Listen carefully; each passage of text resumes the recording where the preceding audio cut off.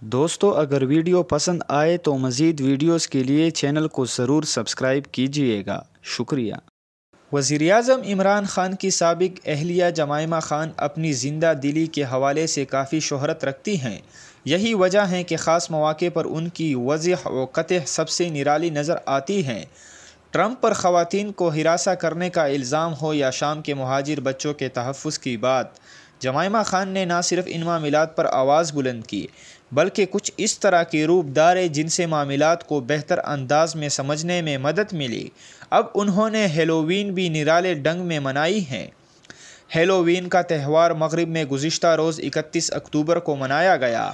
اس روز لوگ مختلف ڈراؤنے روپ دھار کر سڑکوں پر نکل آتے ہیں اور یہ خیال کرتے ہیں کہ اس طرح بری، روحینہ و غیر مرئی قوتیں ان سے دور ہو جائے گی۔ جمائمہ خان نے بھی ہیلووین پر ذرا ہٹ کے انداز اپنایا اور ایک ایسی خاتون کے بیس میں نظر آئی جو تشدد کا شکار ہوئی ہیں۔ جمائمہ خان کی ہیلووین والی تصویر میں دیکھا جا سکتا ہے کہ ان کی گود میں ایک بچہ گڑیا ہے اور ان کی آنکھ سوجی ہوئی ہیں جو تشدد کا پتہ دیتی ہیں۔